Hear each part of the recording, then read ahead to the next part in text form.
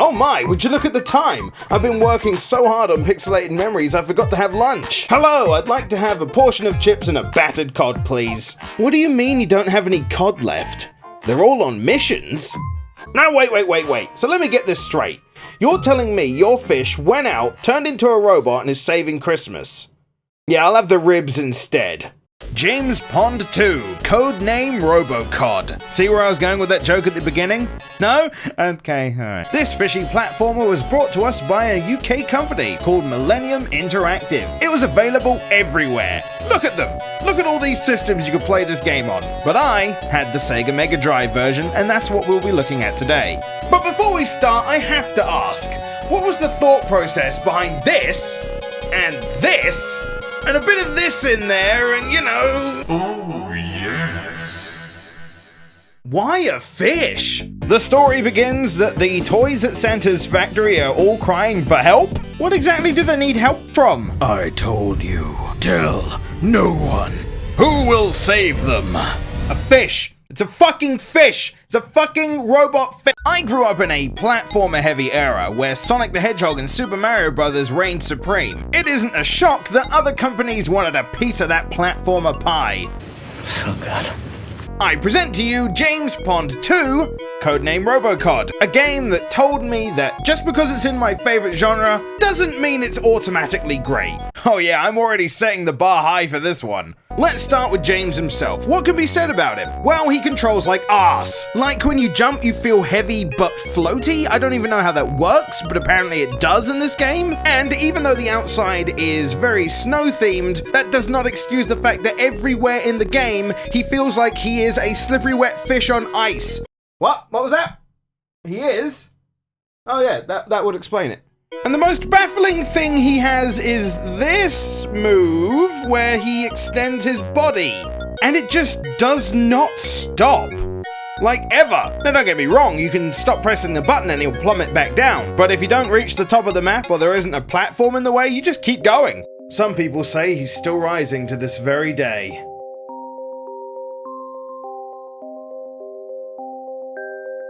Guys, I hope you were happy with that joke because there were tons of other areas I could have explored, places I could have gone, and I picked what I thought was the best one.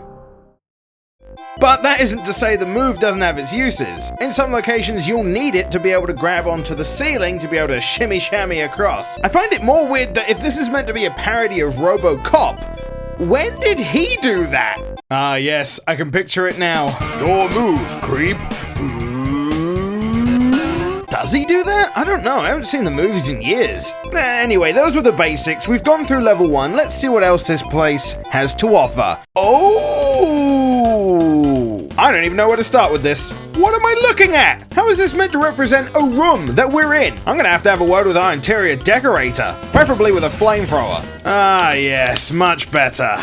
What is the floor even meant to be? Random puffs of fluff? I know we're going for a theme, but can we at least try to be a bit consistent? I am a robotically modified fish who's trying to save Christmas, defeating an enemy made out of licorice all sorts, and I demand that things just make a little bit of sense around here. Is that too much to ask? At least the boss is themed the same as the stage, and with this knowledge, I think I can sleep well at night. Well, I say boss. Bosses are meant to present some kind of threat. This guy's just a cuddly overstuffed thwomp with a rather awkward hitbox, actually. And sadly, that's a theme that's gonna stick. The gameplay as a whole is not good. As stated before, James controls a bit weird. But another huge part of that is the fact that the hitboxes of you and the enemies are ridiculous sometimes. I've lost count of how many times I've used the only way to attack an enemy and it wound up killing me. As well as level design that just infuriates you due to the physics of the engine.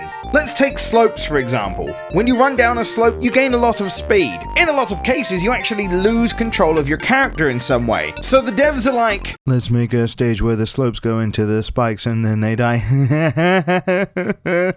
And then they go and say, you know what, with this engine, go and precision platform. Don't worry, you'll be fine. In fact, we'll throw in a couple of enemies just to fuck you over even more. And to make matters worse, what I've explained to you so far isn't the full package. A good majority of the music I've been playing in the background is from the game, but for the most part, you're going to be hearing this. And it's going to keep going.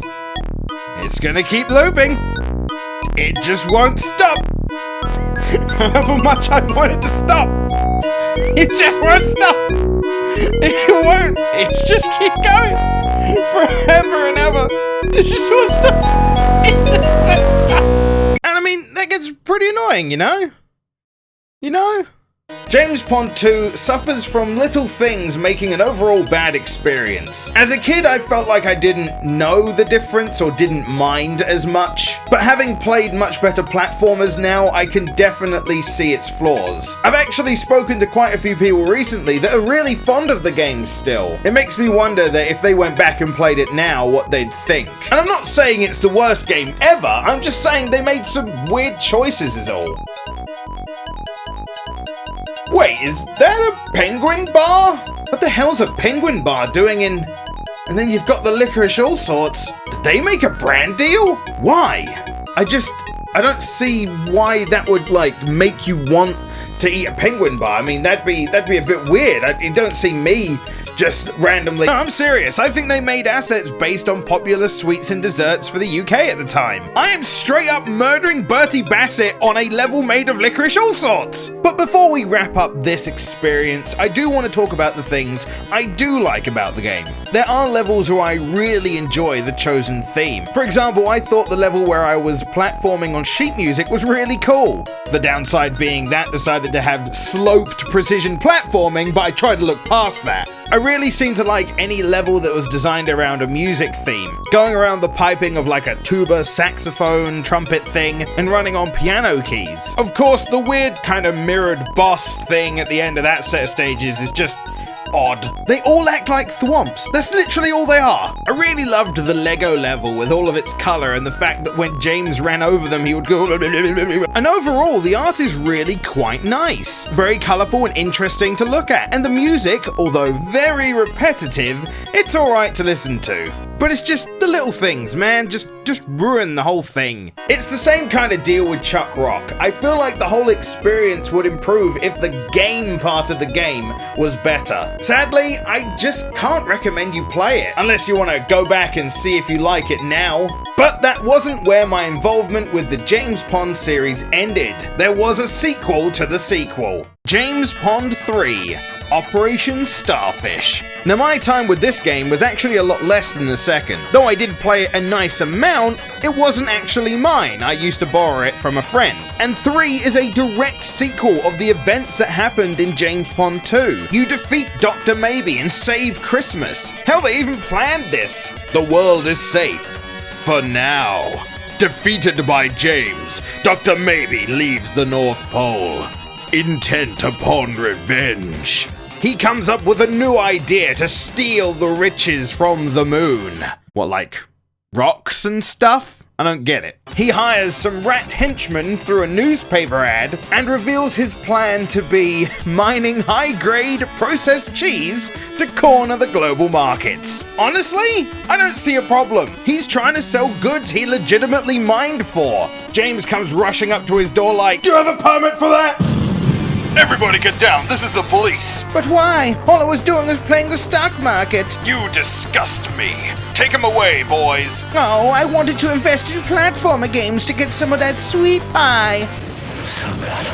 Okay, that might be a slight exaggeration, but you know what I mean. No matter how silly the story might be, this is far better than Robocod. And I thought I'd cover it briefly at least, because I didn't play it as much as the second, but I still remember it quite fondly, and I wanted to see if it still held up. And apart from it being quite a bit harder than I remember, it's actually pretty good. Now, unfortunately, I do think it has the kind of difficulty that detracts from the overall experience. The game is incredibly fast-paced, you and enemies alike, which means you'll be flying around at the speed of sound and all of a sudden an enemy will come out of nowhere and attack you.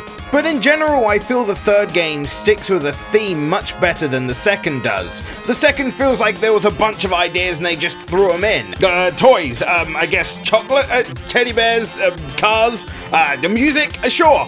This one goes for a certain theme and sticks to it really well, with some lovely art and some pretty catchy music, even though it still gets a bit repetitive from time to time.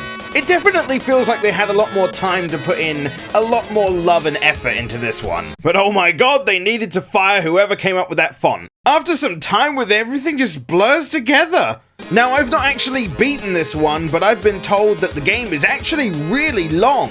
There's a bunch of hidden secrets and places to go, hidden power-ups and secret entrances everywhere. And I love it when the game gives you the incentive to go and explore every nook and cranny of its levels. The difficulty might get in the way for some people, but it's still the best one the trilogy has to offer. Now, you might be wondering what my opinion on the first game is. Well, I don't have it, nor did I play it when I was younger. But I have seen some friends of mine play it, and it really doesn't look that good. Hey, you interested in what ramblings I have to say? Follow me on the Twitter then, maybe. Or maybe you want to not ever get updates. Facebook's the way to go. I also have a Patreon you can look over if you're so inclined to do so. Thank you very much for watching this episode of Pixelated Memories. I hope you enjoyed it. Throw us a like if you did, because it really helps out. If you want to see the previous episode of Pixelated Memories, just click on the box to the left to go and see what I think about Chuck Rock. And if you want to go to my main channel, which is a gameplay channel, click that box to the right to be taken to some gameplay on a game called Distance, which is really, really fun. A special shout out to my Patreon supporters for again being so positive and so patient. And I hope to see you next time on the next Pixelated Memories. Take care and goodbye.